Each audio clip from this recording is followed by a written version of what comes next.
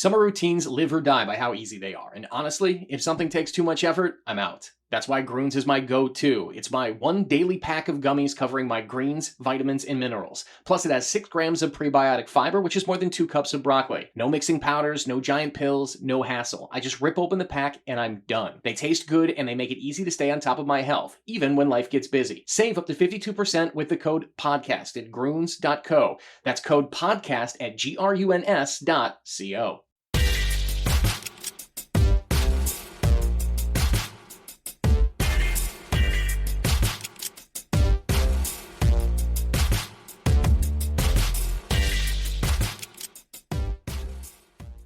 Welcome back to the Alec Lewis Show. I am your host, Alec Lewis.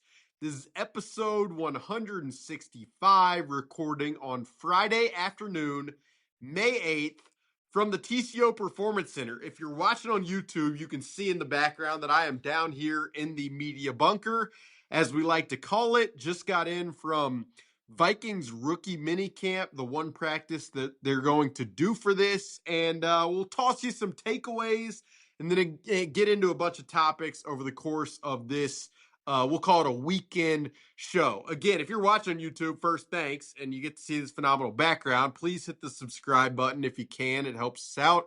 If you're listening on Apple or Spotify or iHeart, you can follow us over there and that stuff. We're grateful for, absolutely, when you guys can support us and hit the stars and all of that good stuff. This show is presented by First Resource Bank. If you don't know about it, I mean, you haven't been listening enough. It's a member FDIC bank in the Minneapolis area, run by really good people who are Vikings fans. And I don't know how in tune they are to Jacoby Thomas and Damon Claiborne and some of the guys we'll talk about today, but I do know they go to every game. They are as locked in as any. Tim Siegley, Aaron Siegley, Charlie Anderson, they run the thing and they care about the community and have wanted to provide a banking platform here in this area that really, I mean, it's become, for me, it's guys I hang out with, I'll play golf with, so I can't thank them enough for their support and really recommend you guys checking out their platform. Show's also sponsored by ProMN Athletics. The best way I can describe ProMN is it is a space for either your son or friend's kids to have the most optimal development platform for them if they love playing football, if they're motivated to play in high school, if they want have aspirations of playing in college. This thing was started by 3 guys, Kurt, Graham, and Tanner.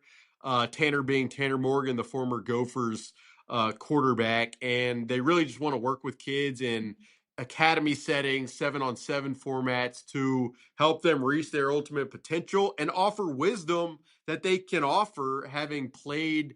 A lot of these guys have played college and know that entire recruiting process. So like the pitch for them is like just wanting to lift the tide of football, youth development of football in the Minneapolis area. So it's just cool for me to get to partner with people who care about that, given how much I and we being you guys listen to this, love this sport. All right, here we go. Vikings rookie minicamp takeaways and thoughts. So I'll start here. You guys are probably either, getting ready for the Wolves or Wild games or working out or driving around. And maybe the question you'll start with is like, what is rookie minicamp? What do you see? When you're in my position, you get a credential, you get to come out here.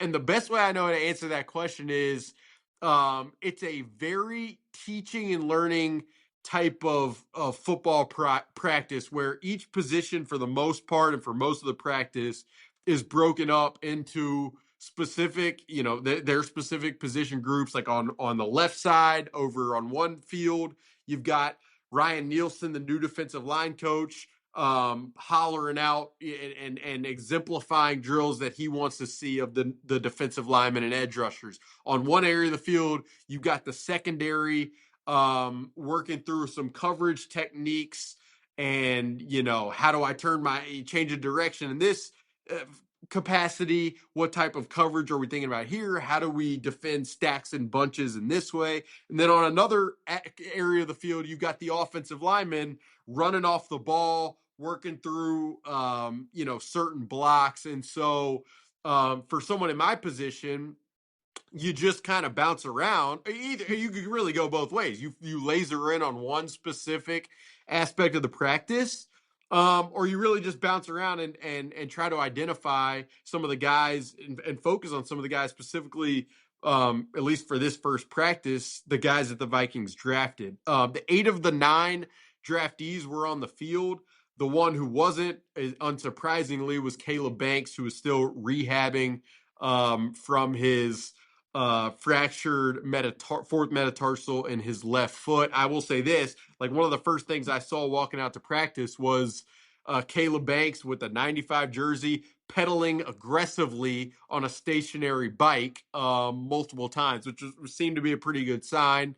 Biking from the athletic physical therapist and experts I know, I think stationary biking is a pretty solid runway in terms of rehab and return to play. And so for him to be doing that at this stage sounded positive. And then Kevin O'Connell, after practice, said that essentially when Caleb Banks showed up to Minnesota and to Egan and they started to go through some of the evaluation, these guys, when they arrive, they go through physicals before they sign, all of that stuff, that there was some pretty positive news for Caleb and his recovery. Now, you guys are sitting there asking, okay, you didn't see him today. So when Alec, do you expect to see Caleb Banks on the field? I'd say the very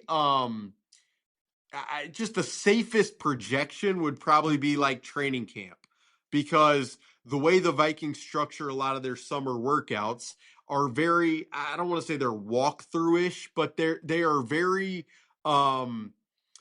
the way Kevin O'Connell likes to go through the summer is very much a let's understand the system so that then we can start to stack once training camp happens. And then when they put the pads on, that's really the first layer of physicality. And it's been the approach that they've taken since since Kevin O'Connell got here.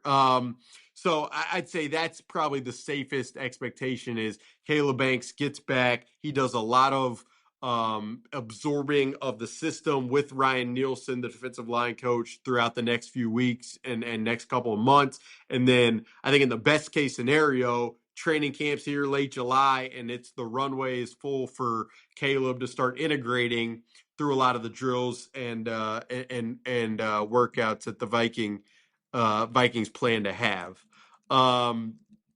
So that's where I'll start with Caleb Banks. I saw Dominique Orange out there, definitely sizable for sure. Saw Jacoby Thomas kind of attached at the hip, the safety for Miami attached at the hip with the DB's coach Gerald Alexander. Caleb Tiernan, the tackle over with the offensive line, obviously. And so you're just parsing through. I will say more than I can. This was kind of an interesting one to me. More than I can remember being out here at some of these practices, there was a lot of staff, both coaches and personnel, attention to the running backs. And I'll ask the question over the course of the next couple of days of how much was that being attentive to some of the UDFA guys versus how much of that was just trying to get a look at Damon Claiborne, the 6th-round running back that they took from Wake Forest. Just my first impression was unbelievably shifty. He's not a big guy, but I think the fact he's already out there and was as seemingly attentive to Curtis Modkins, the running backs coach, in this first session is definitely I think that's has to be a positive. And then once Aaron Jones and Jordan Mason and those guys filter in and start working hand in hand, you got to think that's going to benefit him in the long haul. But he's like, I'd say the two guys I came into today with a little star next to their name that I wanted to see was Jacoby Thomas, safety for Miami. Didn't disappoint. Neither did Damon Claiborne, and just the shiftiness in the way he moves. I was kind of stunned by how tall Jake Golday was. Talked to him for a little bit after the practice, and just, I mean, he's listed at 6'4". I'm not going to be surprised if he's even taller than that. He worked mostly at off-ball linebacker, and that's kind of my expectation here for a guy who's as versatile as he is, that they will integrate him at off-ball linebacker, that's probably going to be the most detailed position to learn. And then over the course of the next few months, he will, I'm not going to be surprised if he mixes in as a pass rusher and works some of the pass rush stuff, because they do see Jake Golday's potential as being versatile enough to kind of occupy both spots. And just think early on, they're not going to want to overload him a ton. I mentioned Ryan Nielsen's name a couple times, but he's the new defensive line coach. He was the DC in Atlanta, the DC in Jacksonville, and then last year, I believe he was with Buffalo as kind of an advisor. But um, I was there was a presence to the way he was out there coaching and teaching today, and it's not surprising to me because everybody I've talked to within the industry seems to have a pretty high level of respect for his teaching and his acumen. But I don't think you can really overstate the importance that he is going to have in terms of getting these two big time picks on the defensive line in Big Citrus and in Caleb Banks to the potential that you obviously draft these guys with the hopes that they get to. So my eyes just gravitated to that position today, and it gravitated to his energetic approach on the field. I can't wait. I haven't talked to Ryan Nielsen yet. I can't wait to sit down with him and go through some of his philosophy, some of his mentors and all that. But that stood out to me. And then I asked Kevin O'Connell just how important that component is going to be, and what he thinks of Ryan Nielsen, and he raved about the teaching ability today. But unpromptedly, Kevin O'Connell also brought up the impact that offensive line coach Keith Carter has already had with that group. And I thought that was notable. I thought that was important. I think over the course of the next few months, we will probably be having a lot of conversations about those two specific position coaches and the standard that they have, the intensity that they coach with, the types of practices that they hold. I just think the emphasis on those two guys, on the physicality, on the toughness, on the maybe difficult practices and the level of intensity. Like, I just think that's going to be a discussion, especially as we get into training camp. It's obviously really early, but that was just something that caught my ear when Kevin O'Connell brought Keith Carter up unpromptedly. And then just as I watched it, it was hard not to just focus or drift towards those two guys in particular. All right, to segue a little bit from rookie minicamp, I think I said on Thursday's show that I would talk a little bit more on Friday about some of the GM candidates that surfaced on Wednesday and Thursday. And I've spent a lot of the last couple of days talking to people throughout the industry about a lot of these candidates. I will say, it's worth noting that, Rob Brzezinski was out on the field today, as were a lot of the personnel staff that have been a part of this thing. And so, there was a point, I think, during the practice today in the middle where Kevin O'Connell brought up Rob and a lot of the personnel staff, and they were all kind of together in a circle and talking through some things. I hadn't really seen that since I've covered this team. Not really sure the content of that specific conversation, but I do think that speaks to the certain level of synergy that exists right now internally. I'd say the easy segue from that is the Jauan Jennings signing, and you guys probably are like, how did you talk 13 minutes of rookie minicamp without getting to Jauan Jennings? But I think I said last week or 2 weeks ago on this podcast, there were a lot of people at the time of Jauan Jennings' visit when he left, or when it got to Wednesday and he didn't sign, people were like, how could they let him leave? Well, I think I said at the time that conversation and that visit was so much about each side just getting a feel for one another. And, for the Vikings, it was what kind of role does Jauan Jennings want to have? For Jauan Jennings, it was what type of environment and would I be entering in, and what's possible here. And ultimately, for the Vikings to sign a receiver 3 who would be a receiver 2 in a lot of organizations, for $8 million base salary with incentives to get up to 13 million is a pretty impressive acquisition, in my opinion.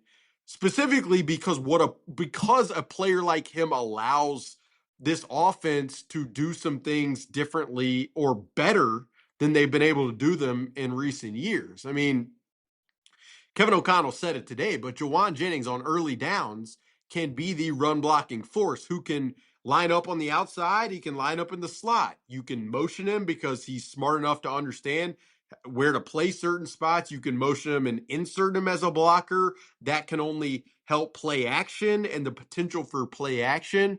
And then on late downs, because of the way Justin Jefferson and Jordan Addison often get defended with two defenders eyeing them frequently, the third receiver has to win a man coverage and be really good with contested catches at the point. And we've seen over the past few years, there have been times where TJ Hockenson has struggled in that area. Well, one of Jauan Jennings' best strengths is playing big body receiver and posting guys up and making catches. And then he also brings a level of grittiness, of toughness, of I've talked to somebody and they're like, he's really good at walking right to that line and getting the other team to step over that line with the way, kind of his savvy. And just with this offense where they want to go with what they've needed, it's a really good get, again, for $8 million in base salary. And so, I think that type of signing is an example of where the alignment has gotten to internally with Kevin O'Connell working with Rob Brzezinski. I mean, again, to get back to the broader conversation, I've had a lot of conversations with people around the league who think that Rob Brzezinski does have a great chance at this thing. The question that does still get asked is it a great chance at just having the GM role in its entirety, and then they would maybe shift things from a little bit of a personnel side of it, next to him? Or is it he has a great chance at being a primary player in the decision making, perhaps in some kind of elevated title, and then one of the current candidates externally for GM can kind of fill the personnel role within that? And I think that's still an outstanding question that ownership in the end, or Andrew Miller, the COO, in the end will have to answer to, in terms of why they've taken the route that they've taken. I mentioned Andrew Miller's name. For you guys, I mean, it's probably not a name that well. And I've always kind of been fascinated by Andrew Miller because he spent time in baseball. I covered baseball. He worked for the Cleveland Guardians for a long time. I covered the Royals in that same division and was always fascinated by the way that Cleveland's baseball team always maximized and optimized the players that they had without paying a ton from a payroll perspective, and they developed players well. So that, when I've spoken to Andrew over the past 4 years, those are a lot of our conversations. But he's really, as the COO, has been in charge a lot, primarily on the business side, and has worked with ownership on some of the major hires, including the hire of Kwesi Adofo-Mensah as GM. From the sounds of it right now, Vikings ownership, as part of this current search, are beginning the process working with Andrew Miller again and the search firm Turnkey ZRG, with the two folks in charge over there, Chad Chatlos and Sean McGee. And so one of the remaining, questions is, from a football staff standpoint, internally, who is ownership, or who is Andrew Miller going to defer to, and how are they going to get an objective point of view, and an important point of view, because this person's going to be working on the football side and right alongside the football staff. What is the incorporation of that football expertise as part of this search? I think that remains another question within the conversation. Kevin O'Connell, I asked him about it today. What is your perspective of this? He didn't want to go very far with it. He said, out of respect for the ongoing process, he didn't want to say much, but he said he'd defer most. to ownership and to Andrew Miller. And then when he was asked, does he expect to have a say, he essentially said, whatever they need from me, I would love to provide, which, it'll be interesting to see as the next couple weeks play out, how much, opinion is ownership and Andrew Miller trying to decipher from Kevin O'Connell, whose working relationship with this person is probably the most important among all of them with this hire. So a lot of that is kind of big picture, big oriented think, and there's not a ton of answers to it. And I think that just speaks to kind of the uncertainty around this whole process. The two names on the list of external candidates who have generated probably the most excitement among people throughout the league, and that's executives, scouts, agents,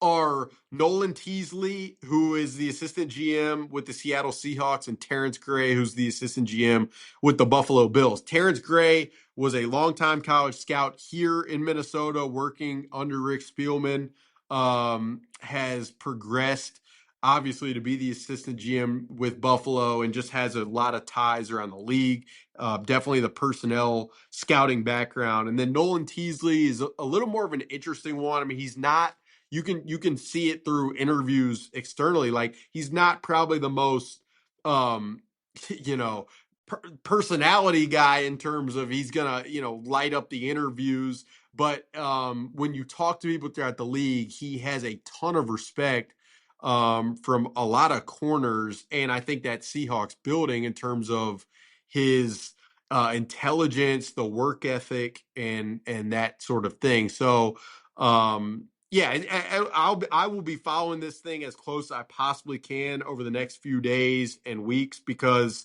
I've said it in the past. Like, I think the structure of these organizations is really important. I think, the question someone asked me last week of who is 2026 riding on most, and the answer I gave was ownership. Like, I really think organizations really can only thrive or fall based upon ownership's influence and decision making and awareness and all of that stuff. And so I just, for me, knowing how much you guys care, knowing how much you guys want this team to reach the mountaintop, I think it's important for me to cover it the right way and be on top of it when it comes to a hire about who's going to direct decision making. So yeah, that's what I'd say there. The rest of it, I just can't wait until we see some of the full workouts. You get to see the quarterbacks on the field. I mean, there's been a lot of talk still about, quarterback competition, all that. I said this on Friday morning with Paul Allen on KFAN. Like, I don't think the noise with the quarterback situation in terms of the uncertainty of who's going to be starting, what the role, like, I don't think that is a bad thing when the Vikings and Kevin O'Connell has said that he hopes that competition within that position group brings the best out of all parties in that room. So, yeah, it's going to be really fun to follow. Can't wait to do it. We'll be back next week with more, 2 episodes a week these days. Show is being hosted by Talk North. It's presented by First Resource Bank. You can find it on YouTube, or Apple or iHeart or Spotify. Please subscribe, follow us, give us the stars. All of those good things help us out, and we appreciate that.